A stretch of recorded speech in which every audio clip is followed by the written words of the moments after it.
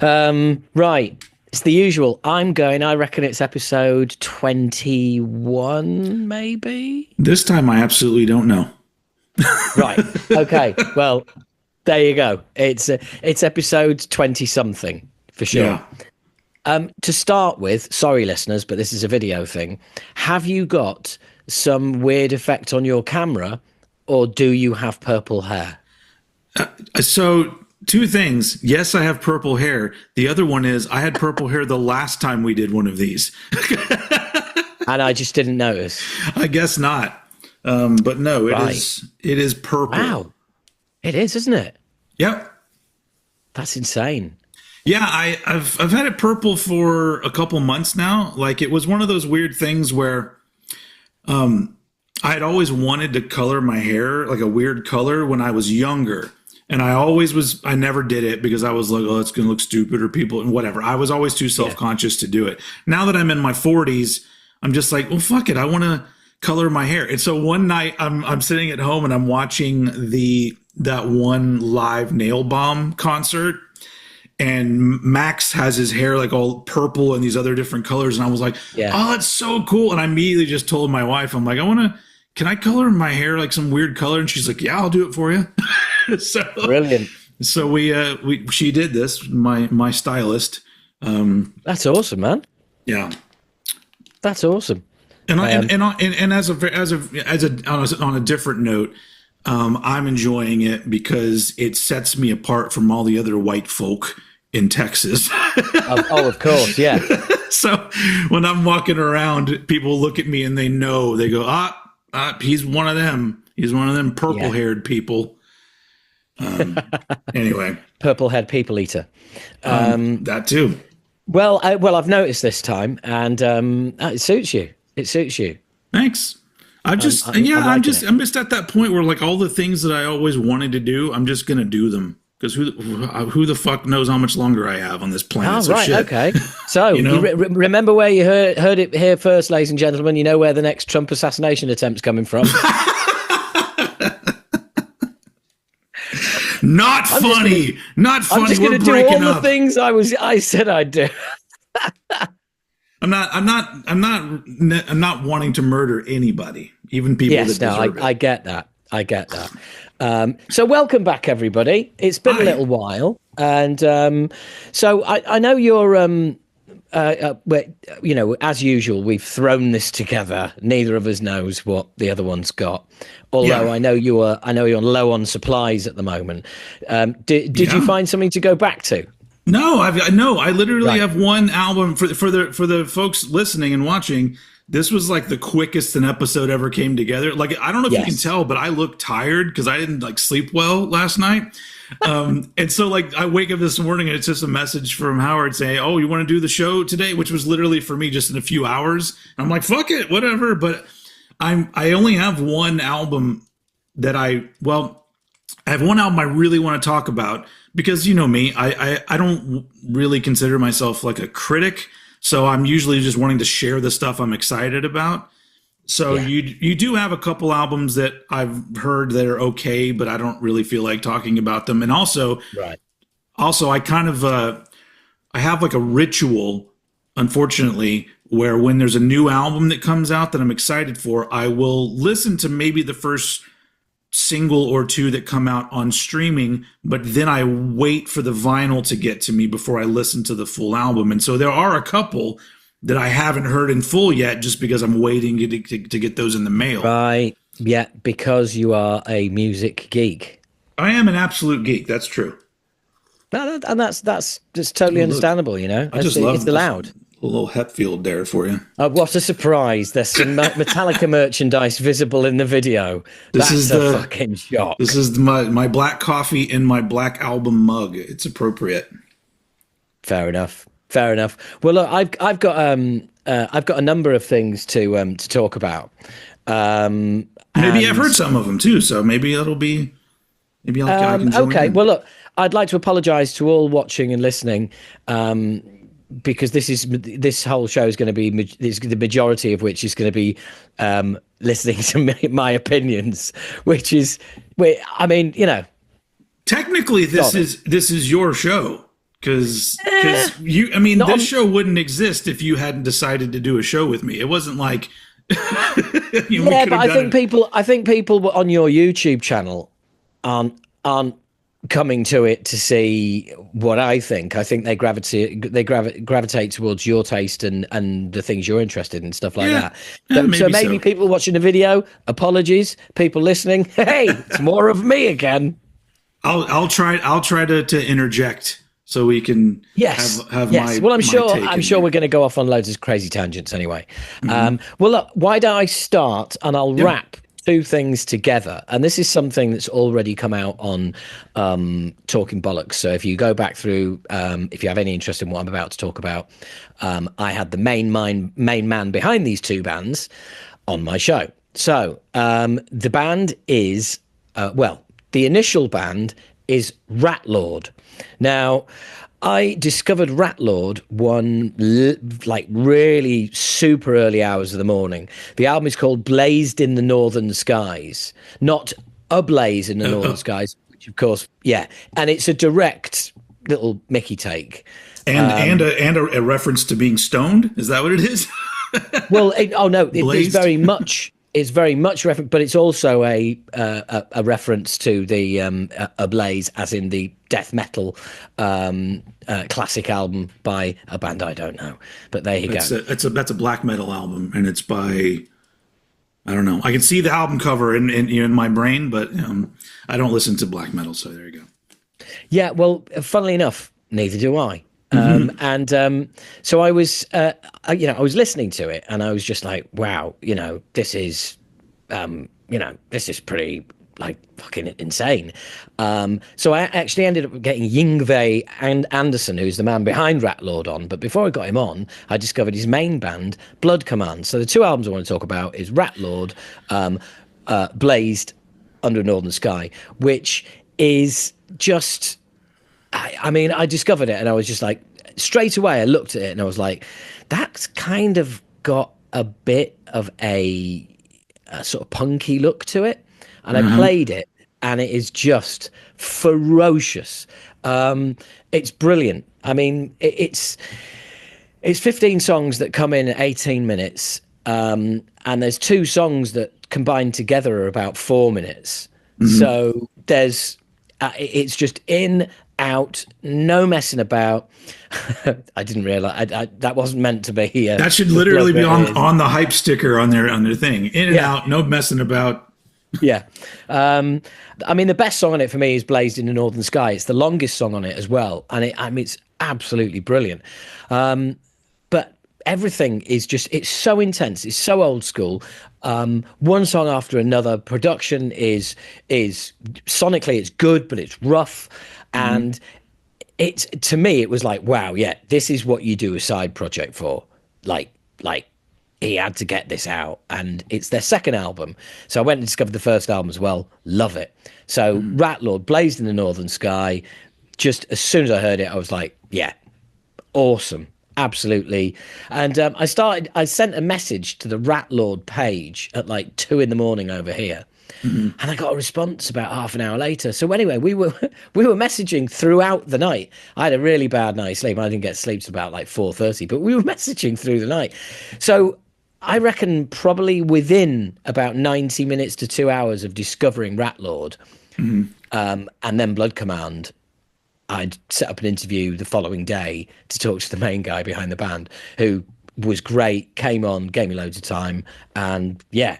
So the next album that I want to cover, because I mean, there's not much else to say about Blazing in Northern Skies other than there's real strong echoes of traditional New York hardcore. There's kind of sort of real old school Brit hardcore, European hardcore, but it's hardcore. Now there's lots of modern genres that this is supposed to be part of. But for me, there's like the roots of it are obvious. And yeah, I mean, I'm just a big fan. Now, slightly more technical and slightly more, dare I say, poppy is Blood Command, latest album, World Domination. Which Female vocalist. You sent me some of this. I did. Yes, yeah, I did. So I know what you're talking about. I watched a couple of their videos, so I know this band now. Yeah, and I'm unashamedly again in love with this band. The makeup of it is fantastic. There's some, just great attention paid to songwriting, brilliant choruses, and also as you go through the album, you've got all sorts. You've got like 50-second songs, 1.5 minute songs, 4.5 minute songs, stuff that's incredibly melodic, stuff that is just completely in your face. And as the album continues, you then get rap tracks, you get dance influences, and it's clear that this is a band who are just gonna go anywhere they like, wherever they like, when they like. And it's kind of strange because it seems so natural. And when you hear this, they're not the first band to do this. They won't be the last, but 99 times out of 100, it just sounds inauthentic, and I struggle to go with it. But bearing in mind, I started out listening to Rat Lord, which is just brutal hardcore, then phased into Blood Command, and then towards the end of this album, I'm listening to like I said, rap and almost dance, and it's like, that is an incredible journey, a incredible musical journey to go on, and not at no point think, yeah, I'm not sure about this. Like, what you're doing here. Just, I cannot speak highly enough of Rat Lord and Blood Command. Just, Rat Lord, if you're into that real intense, focused, like hardcore kind of vibe. Blood Command, if you want to dip your... Blood Command is the kind of band that I would just straight away say to the average metal idiot. Obviously, none listening to this, you're all cool as fuck, right? But the average metal idiot, and all of you listening know who this is. Oh, there's no good music coming out these days. Oh, I haven't heard anything good or original for years. Fuck it. Blood Command, you knobhead. Yeah. So everyone out there watching and listening, next time you have one of your boring ass mates goes on that just absolute toss rant again, you can say Blood Command, World Domination, shut the fuck up. Now, it's not necessarily metal, so that might not please them, but yeah, just love it. Absolutely love it. Insanely melodic at times, brutally heavy, always energetic, and just always interesting. Something for everyone, I do believe, is the fact. Yeah, the funny thing is that when you told me to check the band out, the first video I came upon was like a new metal-ish like rap track. And so my first thought was, what's going on with Howard? He's listening to this? But then I realized, I'm like, oh, that's not their whole thing. And so like that it made more sense, because I'm like, oh, okay. All right, I get what's going on here. I sent you a book and you tore out like a chapter towards the end of the book. Yeah. And went, but I didn't know this is that. a strange book. It really is. You just sent me a book and the pages weren't in necessarily any kind of order. So, yeah. But I thought it was fun. So I'm just like, yeah. But the weird thing is I feel like I had heard of Rat Lord before. And when I just looked them up real quick, and I was like, that's why they seem familiar. Because I remember seeing that they took the Bathory image, but made it say Rat Lord instead of Bathory. Yes. And I'm like, oh, okay. Now I remember who these guys are. So I think I've actually heard them before, and Blood Command was brand spanking new for me. But and the other thing I failed to mention with Blood Command and Rat Lord, there is a really, especially in Rat Lord, there is a defined sense of humor in there, and a knowing sense of humor. It's not comedy; it's just humor, and it's really cool. There's no taking of oneself too seriously, which is, as we all know, totally redundant. And I'm just huge fan. And everything you said there, it is just completely different. And just a big old fan of Rat Lord and Blood Command. World Domination, Blood Command. That's the latest album. get into that, work your way backwards. And Rat Lord, Blazed in the Northern Sky is just awesome. So highly recommended by me. Nice. Should I go ahead and get mine out of the way? Because mine absolutely. By the way, I point also... out, so highly recommended that I had already sent you Blood Command, so that's pretty highly recommended, isn't it? Yeah. But this is also highly recommended for me. The only one I'm really wanting to talk about, this might be my favorite death metal album of the year. Meaning it's beaten out 200 Stab Wounds at this point. Yeah, I know. I'm keen to hear. This is the new album from Undeath, and it is called More Insane. And for listeners, Steve's holding up the artwork, which is basically a head that looks like it's been axed open, and you just see loads of stuff. There's a graveyard and an entire landscape inside of their head. I couldn't make out what that was. I just thought it was either a load of eyes or brain tumors. Nope, it's an image within a chopped up head. Anyway, More Insane is the name of the album, and they're a band from New York, and it's their third album, and it is like I know that different death metal fans want different things from death metal, and I totally get that. But I have always been the guy that I want my death metal album to be varied, like different angles from, in different songs. I really like catchy riffs. So I don't just need brutality all the fucking time. I want some melodic parts and some really catchy riffs. And this album has it's literally every fucking track has some part of it where I'm just like, holy shit. It really does. It really made me feel kind of the same way I felt the first time I heard The Bleeding by Cannibal Corpse, which is an insanely catchy death metal record. This is the same sort of thing where every single song, and it's and they've followed this pattern, which I'm loving with these newer bands, where the album is around 40 minutes, a little bit less, and I'm just like, yeah, thank you. But it's literally all killer, no filler, but you're not getting the same shit over and over again. It's not like a blur of just similar sounding riffs and blast beats. It is all the equal parts of the groove, and the faster stuff, the brutal stuff. It's just, I was really impressed because I already liked Undeath, but this is beyond what I was expecting, because I expected to like it, but to give you an idea, because I have my little radio station that I do. And whenever a new album comes out, while I'm listening to it, the tracks that really stick out, I jot that down. I go, oh, I'm going to put that in rotation on my radio station.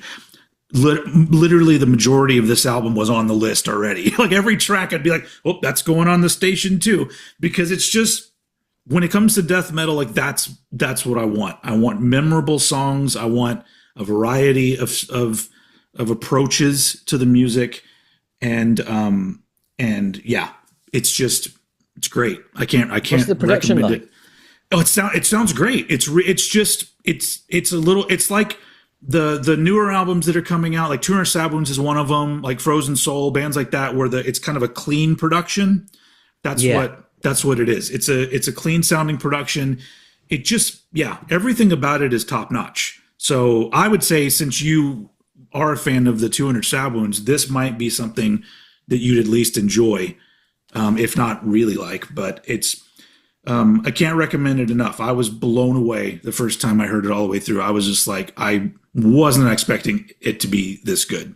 So, wow. Undeath. So how many albums in are they? 3. This is number 3.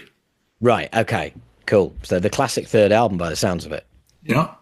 Well, I'll be giving that a listen. And it makes complete sense to roll straight into some more classic death metal. Sweet. The Crown. And the album is Crown of Thorns. Can't believe it's taken this deep into their career to release an album called Crown of Thorns. Now, The Crown are the classic death metal band that you hadn't heard of and didn't know you needed in your life. I discovered them on Cobra Speed Venom, and I've been a fan ever since. And funnily enough, talking production, let's go straight to production. That, again, on this album, but this goes throughout the Crown's career, is it sounds old school, you know? Mm-hmm. Excuse me, bit of a tickle in the throat there.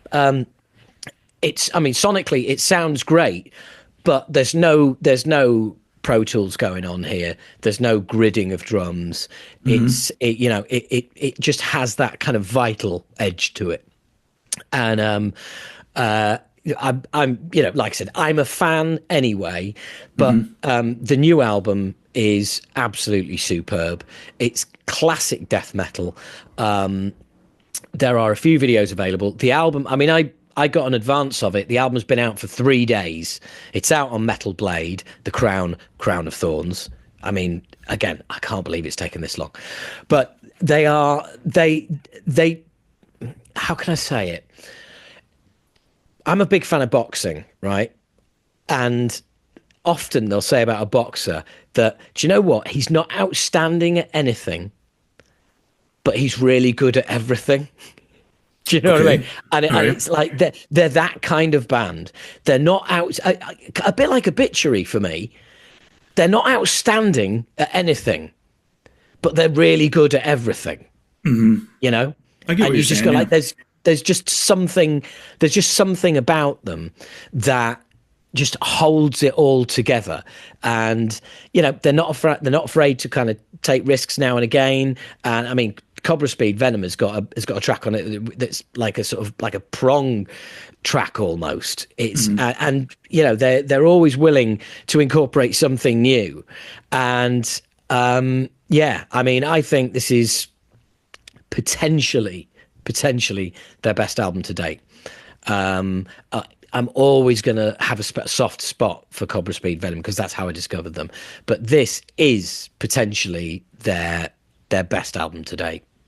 Nice. That's another band that I've known. I know of them, but I haven't heard the new album yet. So yeah, it's pretty awesome. It's pretty awesome. Sweet. I'm a big fan. And there's just something about them. There is just something about them.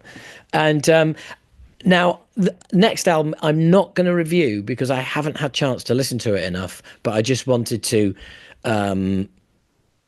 yes, I have got the new Flotsam and Jetsam album. I just haven't had a chance to listen to it enough to be able to pass, worthy comment on it. Yeah, I listened to it once, and my quick review would be, if you're into the last few albums they've done, they're still doing shit of that quality. So, but you know how I get when a band seems like they're kind of treading water and doing the same sort of things again and again. So that's really my only gripe. But once again, I've heard it once. So, right, okay, but so not a massive fan then. That's what I'm picking up there. I like things about their newer stuff, but we did a ranking on Cranked and Ranked of Flotsam and Jetsam, and going through their entire discography, it became very clear that there's a chunk of their albums that I love, and they don't make music that sounds like that anymore. Right? Like I love. You're an old school fan. Old school, but going into the 90s. Like I love the progression that happened from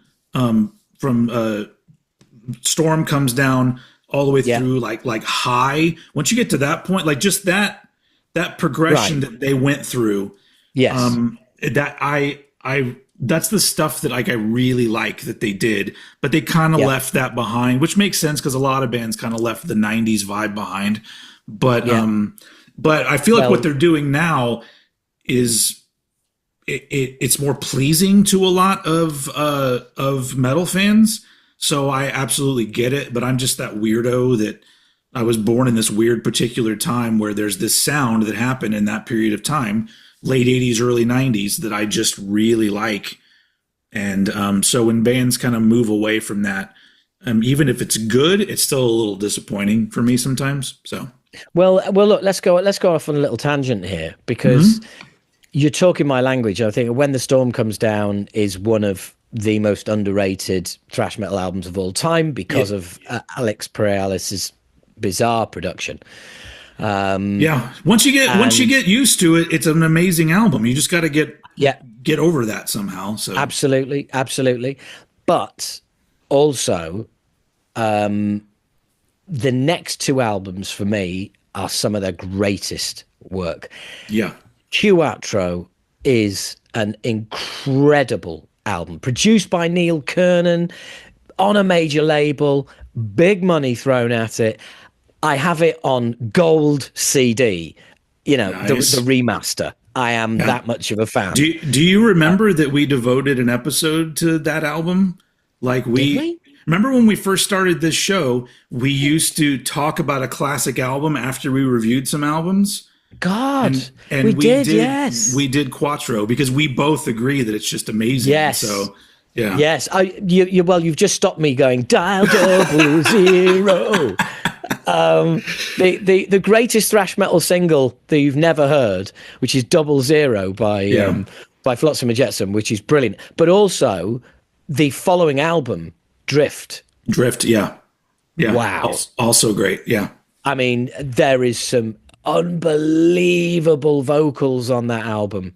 There is incredible singing on that album. Yeah, it was just but if you by and large, if you look at the metal community, and a lot of those albums from that time period, including those Flotsam albums, are just kind of either forgotten about or just looked upon that's that period where they were doing stuff like that, which is weird because all of those albums, like name any thrash band and their album that came out in the early 90s is going to be one of my favorites. I love the Ritual by Testament. I love that album. I love Force of Habit by Exodus. People fucking hate that album. I love that album.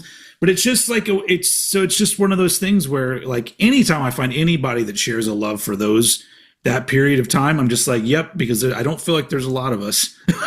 So yeah, fair enough. I do get that. Now they are like gems that have been lost in time because of when they came out, because thrash was pretty much sort of collapsing all around, and there was bands. I mean, this is the weird thing about Flotz as well, is that they were on a major label in the 90s, still putting stuff out, and Quattro, Neil Kernan, etc. Yeah, that's a hell of a commitment. I mean, but this is what that was 92 was Quattro. So that's post Black Album. So there was, I feel like a lot of labels were giving those bands the opportunity to make that album, and Quattro should have been huge. It should have been up in that level of popularity, but I feel the same way about The Ritual by Testament. I feel like that should have been a massive album, and it wasn't. So it's really weird because you feel like it should have worked, but it's almost like people, especially, I don't know about over in England, but in America, people were moving on to the next thing so quickly. It was insane. So whatever it was, you'd see a news report saying the new thing is grunge. The next year, everyone's like, fuck grunge. And the new thing is ska. Fuck ska. The new thing is pop punk. Fuck pop. Literally, we were just one year after the next, you had to look around and be like, what's everybody doing now? What are we listening to? So I think that's why a lot of those albums get lost, because everyone's memory of that time is all this awful music where people were trend hopping and stuff. And I'm I mean, there was probably some trend hopping, but I've always gone, and maybe you can answer this, because not only have you been in a significant band, but a band that, put out full length albums, but I don't think any band ever puts the effort into writing and recording an entire album just to follow a trend. I think that's probably pretty rare that happens. Yes, depending on pressure from a record company. I guess that could play a part. Yeah, you got to pay the bills. Yeah. So if a label says, well, actually, we want this, and it's that or nothing, then it's like, well, you got any transferable skills? You want to start doing this? I do really wish too that, and this will never happen and we'll be long gone if this ever comes back around again, but I would love for the music industry to be thriving to a point where labels will start doing the sort of thing they did in the 70s, where it's like, oh, this band has promise. We're signing them to a 5-album deal, and we're going to let them have a few albums to grow and gain their fan base and whatever. Because like a lot of those bands, you think about it, like, Rush or Aerosmith or any of these bands, like they didn't hit till like album 3 or whatever. Yeah. And so I just kind of, I going back and listening to those, Judas Priest is a good one too. Going back and listening to them, and you're just like, it's so fascinating to hear these bands just being able to like grow naturally and then become these fantastic bands. And I'm like, we don't give bands that chance anymore. It's like, oh, did this first album not have a hit? You hit the fucking road, So it just sucks. Well, there's a famous music business example, and I can't quite. I think it was album 4 before Prince broke.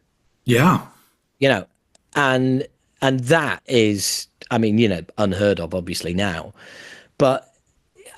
Just imagine the way, after three, you've got this guy on a 5-album deal, 3 albums have just like barely washed their face. Yeah. There's not a great deal of interest. And everyone's going, here's more money for a 4th album. This will be the one. We believe in you, kid. And it's just like, wow. Yeah. So yes, there are. But then it pays, in that case, it fucking pays off in spades. Because like, not only does he have a hit album, his following album is one of the biggest albums ever, and he was so popular they let him make a movie. I know, it's just insane, absolutely, completely insane. But yeah, I mean, going back to Flotsam and Jetsam, I always thought around the time of Quattro coming out, I thought, Queensryche around that era are huge. Yeah. They're sort of like, they're around like the Empire era. Yeah, Empire was 1990, and it was massive. It was so massive. They had singles coming out for 2 years, I think, on that album. Well, the perfect support band to take around the world would be Flotsam and Jetsam, people who like Queensryche, maybe like it a little bit heavier though. Yeah. Still remember the Queen of the Reich stuff. If Flotz had got that tour, I think they would have been huge. I think they really would, But hey, one of those things never happened. Yeah, I mean, they're doing well. I mean, although I say them, I think there's only 2 original members in Flotsam now still. Yeah. But that happens even with a less lot of in bands. Queensryche, I think. Even less in Acid Rain. Even less. You can't get less than it. Well, you can, but I'm not going to name those bands here. So it's like the fucking Foreigners and REO Speedwagons that are still touring, and it's like, who are these guys? None of them look familiar at all. Yeah, it is kind of weird. It is kind of weird. But right, I'm going to do my final album here because believe it or not, we've like smashed through quite a few already. Now, to start with, right, I'm going to read you the press release. Right. Okay. Now, the band is Super Monster Party, and they are. I know you've got. I love how that's a name where it could go either way. This could be utter garbage or brilliant. You have no idea. Right, new album, Rage Quit. It's coming out 11th of November 2024. Okay,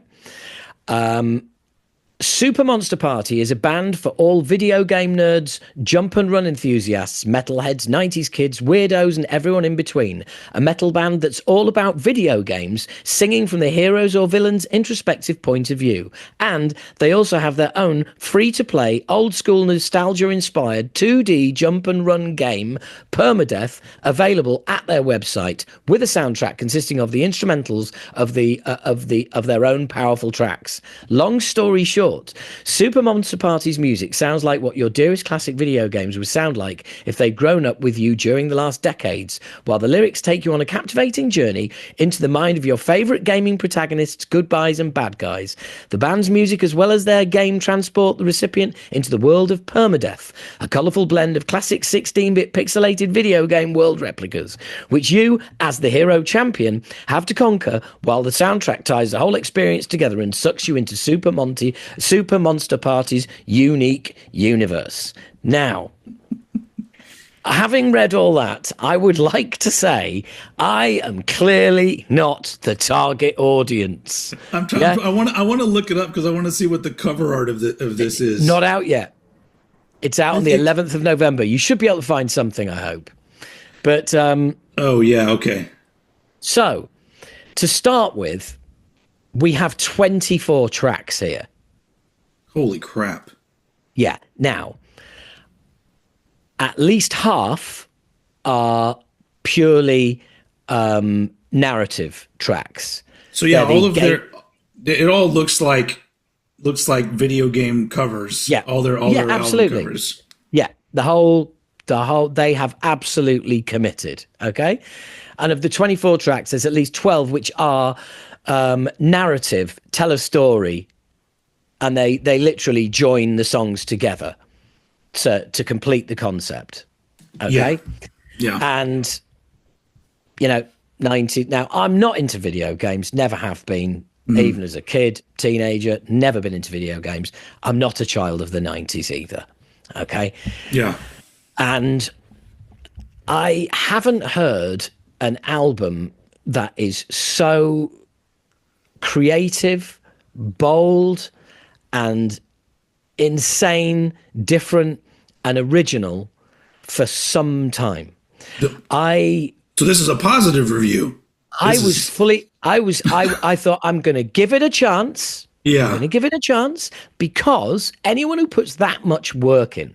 Oh yeah. Yeah. You know, I mean, they have like not just come up with the concept, but they've absolutely committed to it. And I thought, well, I can praise the work ethic, and I can praise the hell out of the work ethic and the concept and the originality and the trying to do something different. And then I heard the album and just thought, wow, I mean, this fucking delivers. So is it metal? Level. Is it metal-ish? Metal music? It is metal. It's nuts. There some of it, it's right. Okay. Imagine. Do you remember me rabbiting on about the Joris album by The Hell, which was basically like listening to a movie with really cool songs. I heard that one and liked it. That was a fun album right there. Yeah, absolutely. Well, this album gives me that feeling. Other than, I have to say, having listened to the album once, I then programmed out all of the narrative in between tracks, because it is, for me, it gets a bit wearing. It's a bit dull. It's the same voice all the time. Yeah. Oh, now you have done this and blah blah blah. And it's like you're being spoken to by the games master, and you've gone another level, which effectively is what it's doing. Yeah. And not being a gamer, I didn't really buy into that. So take the 12 tracks of music. Incredible. There's a dance track on there. A fucking dance track on there, right? There is stuff with blast beats. There is, I mean, if I was to say, what does this remind me of overall? I would say a band like Dragon Force, that kind of stuff, sure. Right? Which to me has always sounded like it was a video game soundtrack anyway. Yeah. But this goes further in all directions and encompasses all sorts of different influences, different music. Like I said, there's everything from blast beats to a dance track, and it is absolutely incredible. I was totally and utterly blown away. Like I said, I listened to it, wholeheartedly expecting it to just go over my head. This ain't for you, Grandad. Yeah. And it is absolutely superb. There's a female vocalist making a guest appearance who sounds wonderful. There's a bloke who sounds like a Cockney making a guest appearance there. I don't know who it is. I don't have the information to hand. So I can't even tell you. I mean, I could tell you who's in the band, but that would be like really boring. But the band is the concept of singer-songwriter Ray Sager. Now, I'm not sure if his name is Sager. Okay, were his parents Mr. and Mrs. Sega? Let's look into that. Yeah. But and it says it's intense, melodic, catchy, and heavy sound. Shows influence from the Misfits, Rhapsody, Slipknot, NoFX, and Van Halen. So, wow. It's like somebody's just gone, right, I'm just going to throw everything in here. So the album features main musicians. There's guest appearances from nobody I've heard of, which isn't a big deal, but absolutely just I'm verging on saying it's a work of genius. Wow. Because I think that to conceptualize this in the first place is bold. Mm-hmm. To actually be able to make it happen, to bring people in, and for it to be of such high quality. I mean, when I gave it the intro, I'm sure you were thinking, "Oh my God,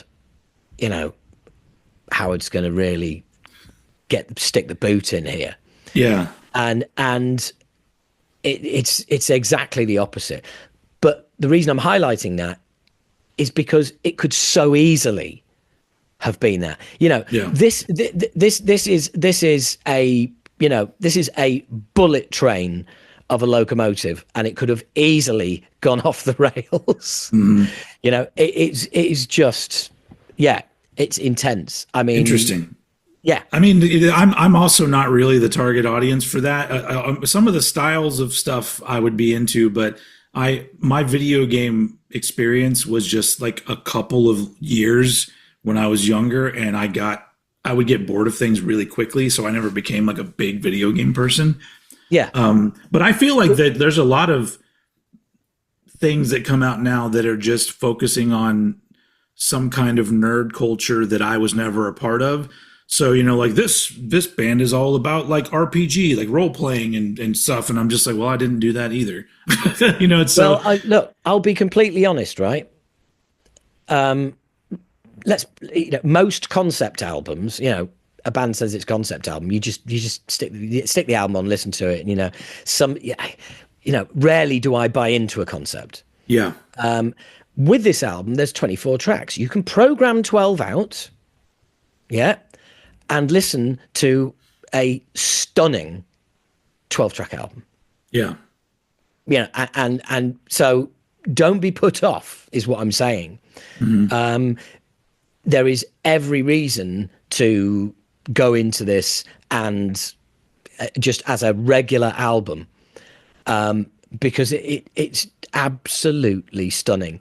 And it's released on 11th of November. And the really good news is that it's getting released first on Bandcamp. You can go to Bandcamp, you can pay the band directly, you can get every format known to man. Your favorite format's going to be there. I'm sure there's going to be, CDs and vinyl and everything else. I haven't actually visited the Bandcamp yet, mm-hmm. but I will be.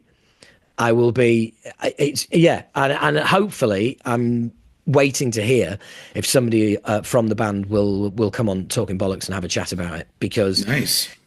I just think it's such a bold musical project. I mean, the fact that it's metal, that it covers so many different areas of metal, that it covers other genres, and also, let's not forget, go to the website and play the video game. I mean, there's all bases are covered here. This has been done brilliantly, absolutely brilliantly. And the fact it's getting released on Bandcamp first means that, this would appear to be self-financed. I'm not sure if it is actually. I take that back. I do think it is. It is coming out on a label. But yeah, supermonsterparty.com. Get to supermonsterparty.com and experience just some of the weirdest stuff that you. Well, not actually. It's not even that weird. By the way, the dance track, Dance Dance Revolution, is there. There is already a video up for that. There's a number of videos already out. They're all on YouTube. So yeah, and so I don't know if this is exactly what I'm seeing here. But you scroll to the bottom of this album and it says Sony. Right. So this could be at least major label distribution going on here. Yeah, there's no label attached to the press release, and it just directs people to supermonsterparty.com and Super Monster Party Bandcamp page. Yeah. So, yeah, look, watch this space, and like I said, shit, and they're from Florida. Hopefully, they're all okay because Florida just got hit big time with a couple hurricanes. Yeah, no, I heard about that. Well, hopefully, Mr. Sega, go on to Old Bollocks, not Old Bollocks, Talking Bollocks. Yeah. Oh, yeah, one. Definitely. Whatever Bollocks you want to go on. Well, there's lots on YouTube for you to watch already. Yeah. I'm curious. So 3 or 4 singles, including an anniversary. A 30th anniversary single called Blue Hurricane, which is dedicated to the 30th birthday of Sonic the Hedgehog. Oh, so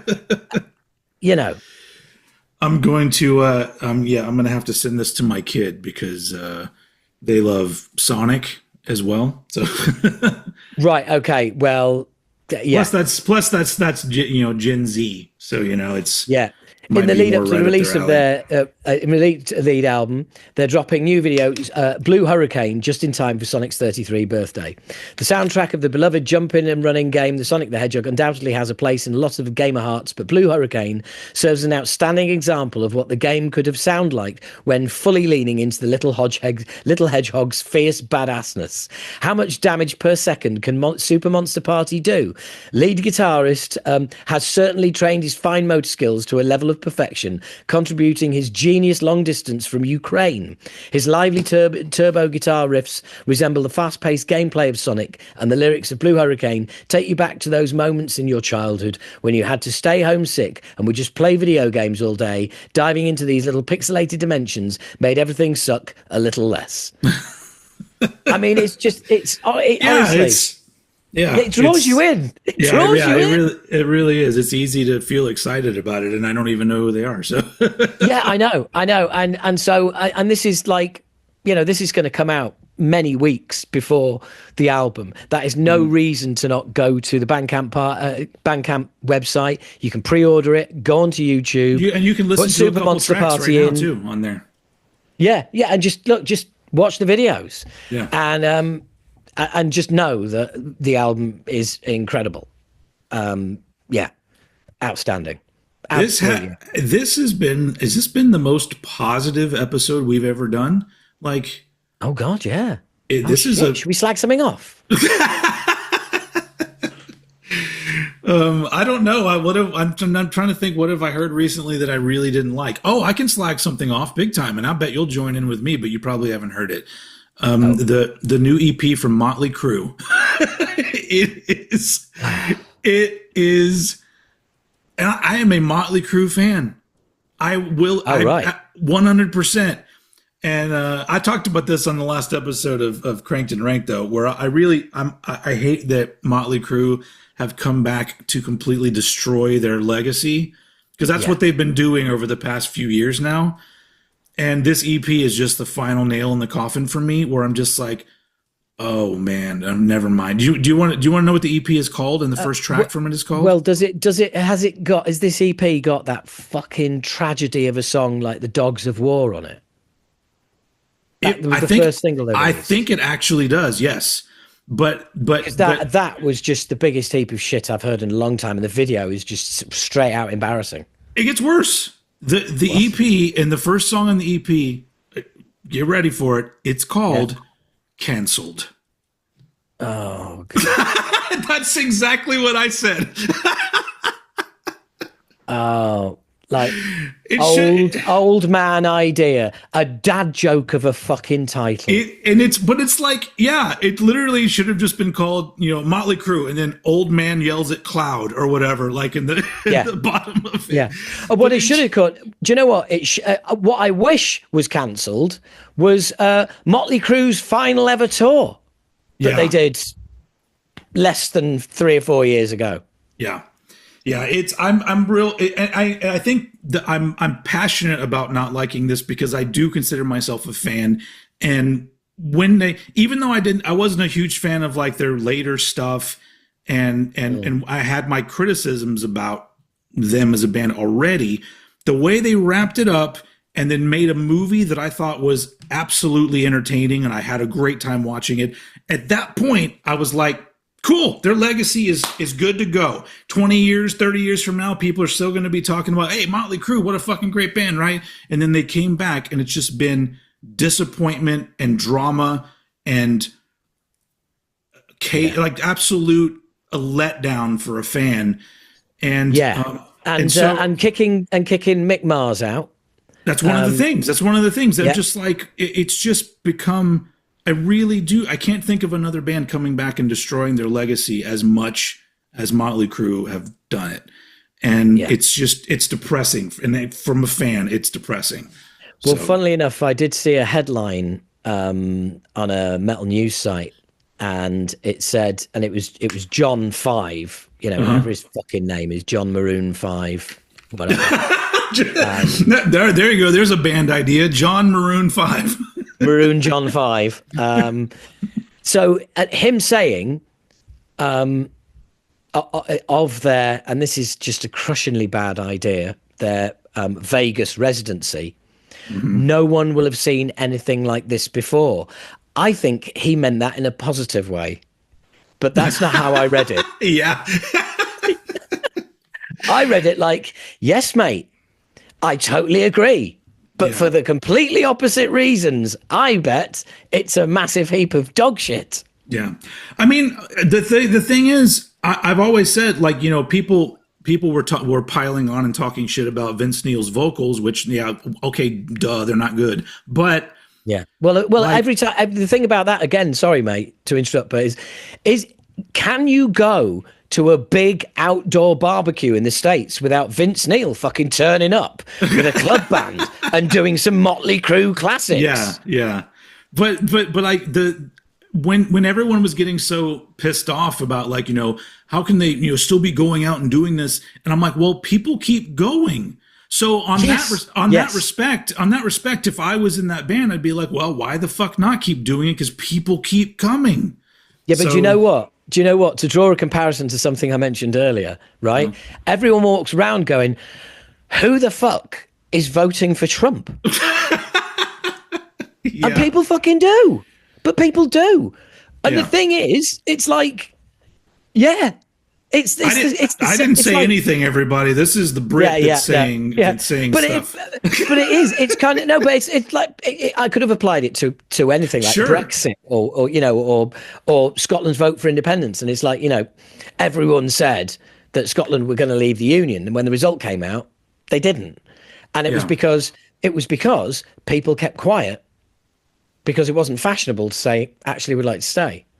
It's not fashionable to say actually, I've got tickets for Motley Crue. I'm going to go. I think it's all right. So they all stay quiet and just buy the tickets. Whereas it's so-called gatekeepers on the internet going, this is a disgrace. They shouldn't be allowed to do this. Pretty much like we are now. But but people are out there doing it. Yeah. So, I'm with you. You can't. Yeah, but I feel like my the negativity that I'm actually spewing out of my mouth it comes from a place of me being a fan, though. So it's like, so it's not like I'm not going to come on here and talk about how I hate the new Kid Rock album, because I hate every Kid Rock album. So it's like, it's not like there's a little thumb popped up. That's nice, isn't it? It does cool stuff like that. All right. Yeah. If you're listening, for the podcast there's no cool stuff happening at all. Nothing cool ever happens anywhere. Anyway, so but yeah. So I mean, I that's another reason that I've over the years I've really become somebody that I only talk about the stuff that I'm excited about, because I see all the people that are piling on and doing their this sucks and that sucks, and I'm like, it's not a good look, and it doesn't. I don't seek out that type of material, so I don't want to make that type of stuff. So, but sometimes something like this Motley Crue thing, it just gets so stuck in my craw where I'm just like, this really bothers me. And I mean, it sounds very much like me and everything Kiss have ever done. Get the fuck out of here. We're not doing the show anymore. I literally could do an entire show just about Kiss, because look, it's North America. I mean, I can't interview somebody from North America who isn't on the Kiss fucking bandwagon. I mean, like, I'm on like the entire Kiss bandwagon. I like 80s Kiss. I even like the last couple albums that they put out. The disco album? What about the disco album? Dynasty's fucking great. It's not a disco album. It has a disco track on it. Let's be fair. I don't feel like being fair. Not and not to Gene creepy ass Simmons and his weird appearance on Dancing with the Stars and fucking embarrassing himself. I saw him on some talk show, and just his overall demeanor. I'm just like, Gene, I think maybe it might be time to like not do appearances like that anymore. Like, please, feel free to go out and play with your band, and people want to come see you. But like the once you get to a certain age, the creepy shtick, it really. It's creepy. It becomes more scary than creepy. So, it's no longer harmless bloke who lives next door. It's more bloke who lives next door who's probably got someone in a basement. It's that kind of vibe. Yeah. Well, funnily enough, on Dancing with the Stars, because I've been doing some research, read all the news stories. He said the following to a young man on the show. Speaking as somebody who's been on stages for over half a century, I'm kind of a big deal. Yep. And I thought, fuck me, Ron Burgundy has popped up in Kiss. Literally, that from Anchorman, Ron Burgundy. Yeah, I'm kind of a big deal. I mean, it's however many years later, 20 years later from that movie, Gene Simmons is saying that shit for real.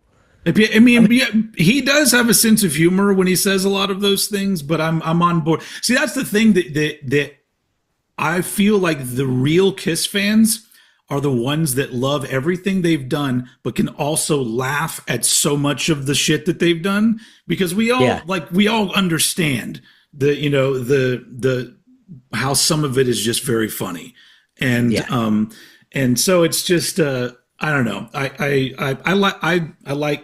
I'll never back down from loving Kiss, but I do agree.